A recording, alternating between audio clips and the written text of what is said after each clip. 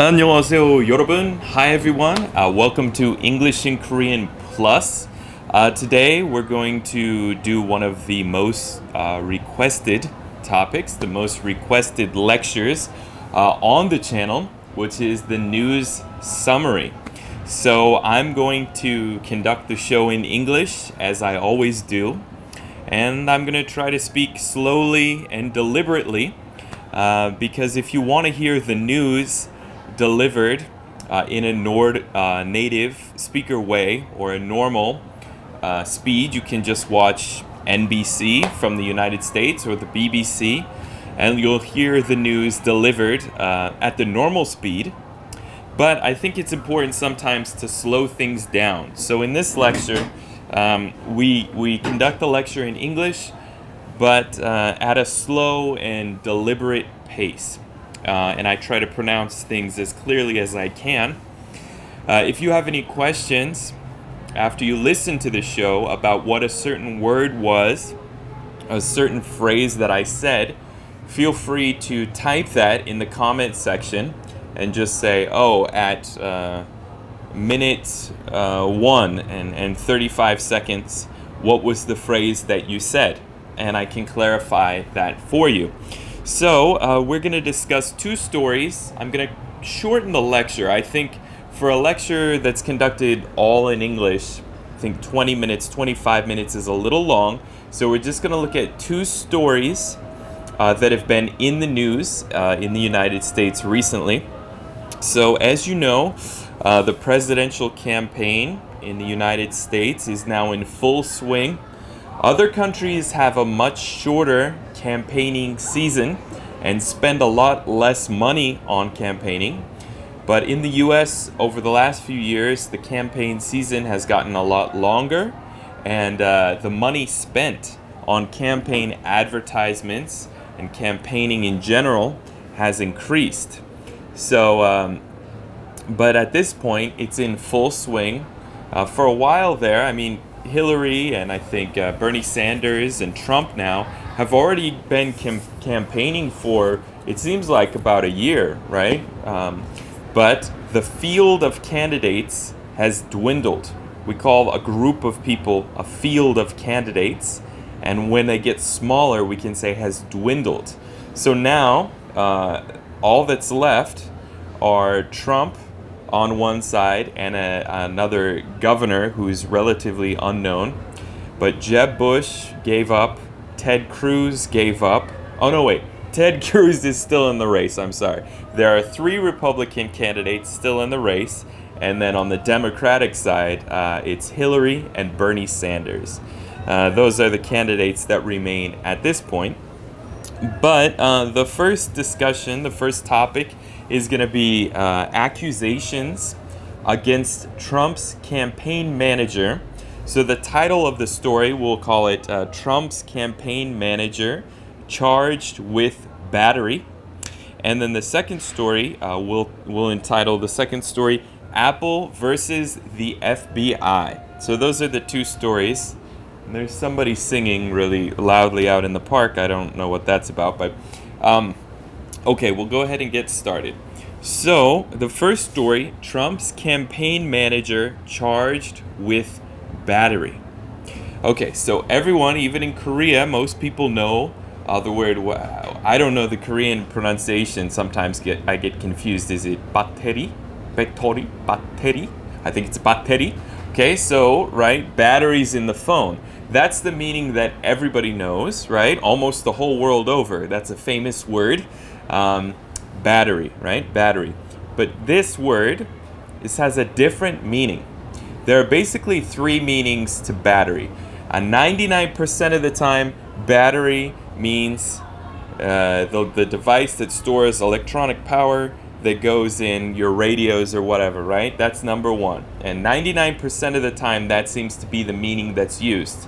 Then there are two other meanings that are very rarely used. This is one, battery, which means assault. It's another word for assault, hitting someone or causing bodily harm to someone else. So it could be pushing someone, hitting someone, sometimes hitting someone with a bat or a stick or a club can be called battery.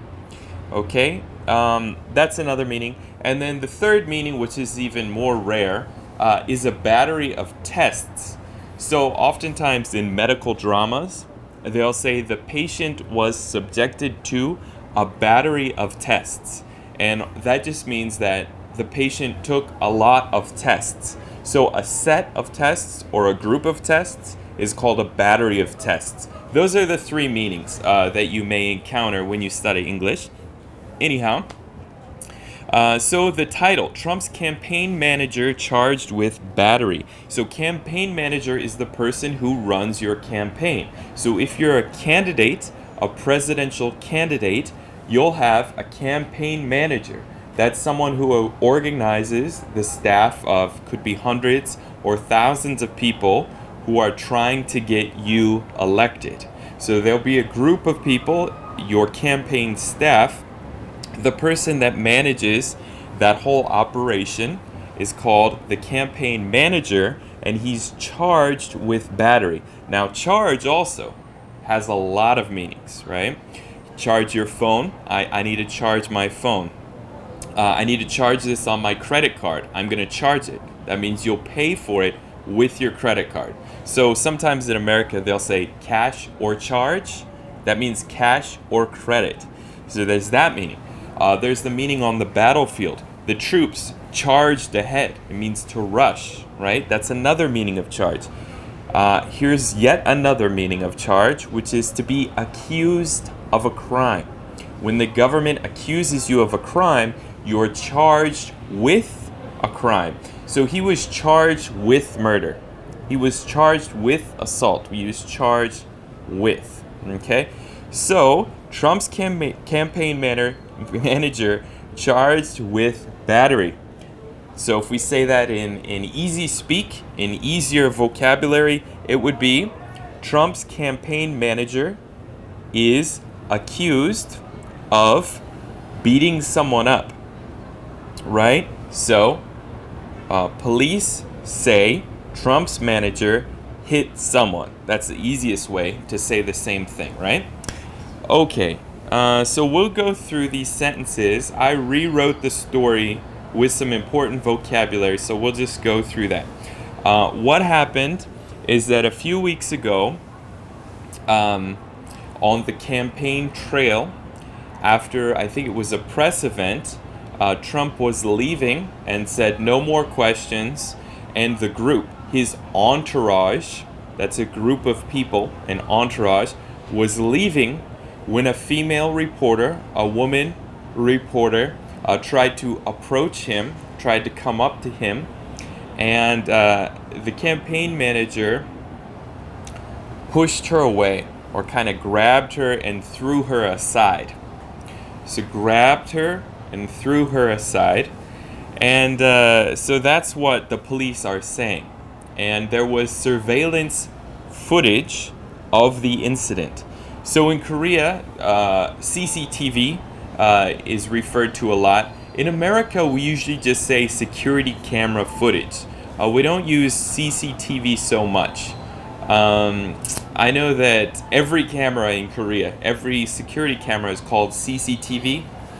In America, that's much less common. We would just say security camera footage or surveillance camera footage. So, at first, the campaign manager heard those accusations and said, it's not true. It never happened. But later, it turns out that there was surveillance footage. There was a security camera that recorded the incident. So police saw that and decided to charge him with a crime. Okay, so let's move through the sentences here. Trump is standing by his campaign manager. When you stand by that someone, that means you continue to protect them and to support them. So standing by his campaign manager means he has not abandoned him. He is sticking with him. He's still supporting him, okay? Then, who is accused of grabbing a female reporter. So the campaign manager is accused. He is accused of grabbing a female reporter. He maintains that it was a minor encounter. So when you maintain something, you continue to you continue to say that it's the truth, right? He maintains something. He maintains that it was a minor encounter. So minor is small, and encounter is a kind of interaction. So Trump's side continues to say that it was no big deal. It was just a small incident. And Trump doesn't want to ruin a man's life over it. So Trump is saying, if I fire him, it'll ruin his whole life. I don't want to fire the man and ruin his life. So I'm standing by him. That's what Trump has said. And then originally, the man had claimed that he didn't even touch her and that the reporter was delusional. So at first, the campaign manager said, no, she's crazy. Delusional kind of means crazy. The campaign manager said, she's crazy. I didn't even touch her. That's what he said. But he was forced to recount or revise his account of the incident when it was determined that the encounter had been captured by surveillance cameras. So that means he had to change his story. When you recount something, or a recant, I should say, recant his testimony, he changed what he said, right? He was forced to change his story when it was found that there was surveillance footage. So after the footage came out, then he had to admit it, right? He had to admit it because there was proof that he pushed her. Okay, so then despite Trump's decision not to fire the man, his role within the Trump camp has reportedly diminished following the charges.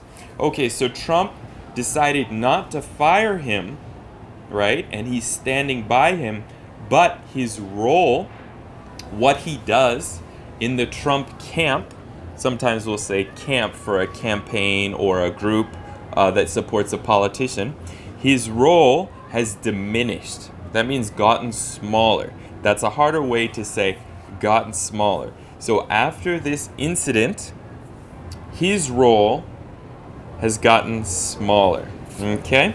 All right, now I want to talk about 3 words relating to crimes that people can be charged with. In America, the smallest crimes are called misdemeanors. So he was charged with a misdemeanor. That's a very small crime. It's usually not a very big deal, right? Misdemeanor. The next level is a felony. So a felony is a kind of serious crime. So he was charged with a felony, is how you could use that in a sentence. And people who are convicted, people who are found guilty of felonies are called felons. The people who carried out a felony are called felons. So sometimes in America, when you apply for a job, it'll say, are you a felon? So that means, have you been convicted of a felony? Okay? And then the next level would be murder, right? So misdemeanors, felonies, and murder. And murder has 3 levels. Manslaughter is the kind of 3rd-degree murder, or the lowest level of murder, where you suddenly just, in a rage, hit someone, or maybe you're driving and you kill someone by accident. That's called manslaughter. 2nd-degree murder and 1st-degree murder are more serious charges. It's called premeditated murder, where you planned it, sometimes for months at a time, and then killed someone. That's called 2nd-degree murder or 1st-degree murder. Okay, so the important words here we learned were, he's standing by, so that means you don't abandon someone, you continue to support them, then we say standing by. He's accused of a crime. He's being charged with a misdemeanor. He's being charged with battery. The man claims the woman was delusional, so that means crazy. But he had to recant his testimony or change his story after it was determined that there was surveillance footage. And now his role within the Trump camp has been diminished, right? Has been shrunk down. Okay, next case. This has been making news in the States for the last few weeks, actually.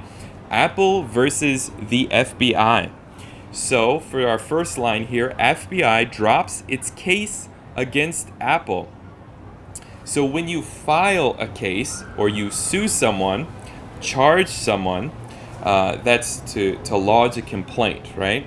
To file a case against someone. That's when you start a case. But this is drops a case. So that means the FBI gave up on its case against Apple. The FBI had sought the help of the electronics giant in breaking the encoding of an iPhone thought to contain recent correspondence of a couple who was killed in a shootout with police after carrying out a terrorist attack at a holiday party in San Bernardino, California, a few months ago. So what happened?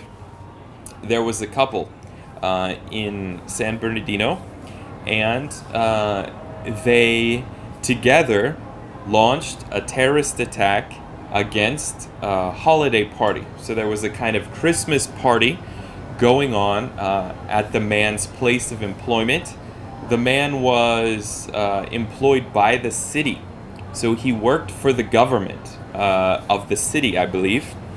And he and his wife took assault rifles, lots of ammunition, lots of bullets, went to this Christmas party and shot and killed a bunch of people in a terrorist attack. And later, they tried to escape. The police caught them, and in a shootout is where both sides are shooting at each other. In a shootout, they were killed by police. So the couple ended up being shot to death by police, but they had a phone on them. It was either on them or at their house, but they had an iPhone. And the iPhone is encrypted. That means it's encoded, right? So you need a password to get into it. And the FBI went to Apple and said, you need to help us break into this phone. It could contain important information that would help us catch terrorists. That's what the FBI was maintaining.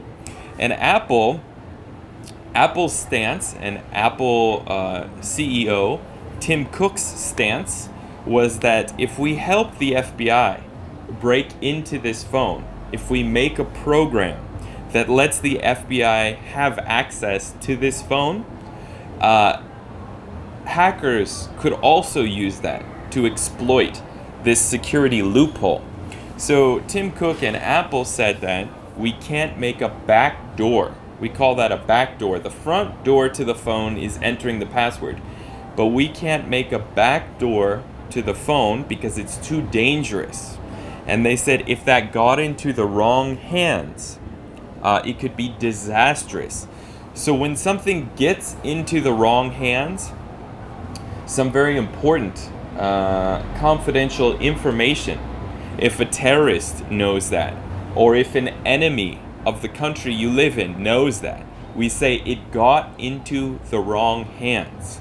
So Tim Cook's stance was if we help the FBI break into the phone, that information, that back door, could end up in the wrong hands, or could end up in the hands of hackers.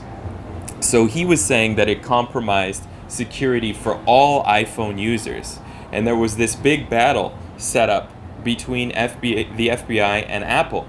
But at the last moment, the FBI withdrew their case. The FBI dropped the case and said, never mind, we found another way. So the FBI apparently, if they wanted to make Apple, if they wanted to compel Apple to make a back door, they had to prove that only Apple could do that.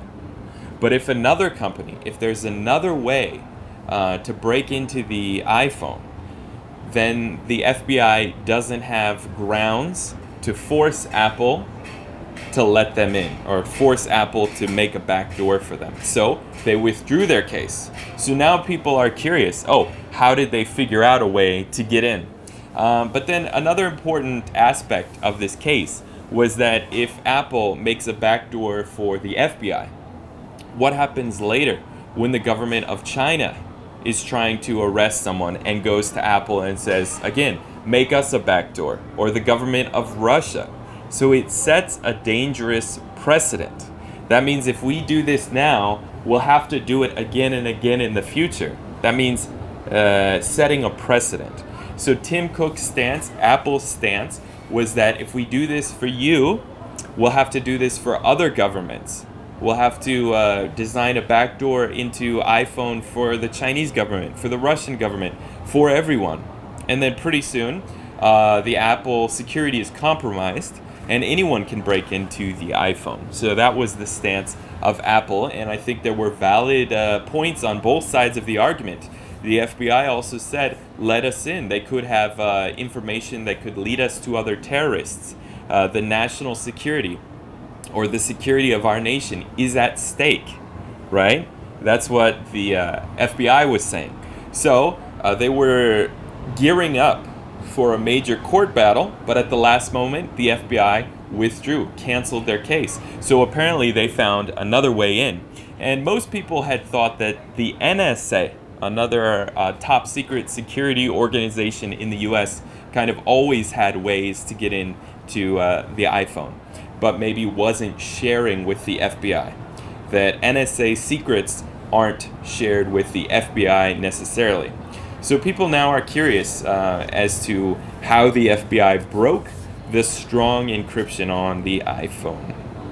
Okay, so that's today's news wrap, and here it is, 22 minutes again. So I guess it's hard to do this lecture any shorter, but I think 22 minutes is all right. So if you have any questions about the vocabulary we learned today, or a certain expression that I've used today, get in touch. Thanks again, everyone, for subscribing. Thanks for standing by me here at English in Korean Plus, and we'll see you next time. Bye-bye.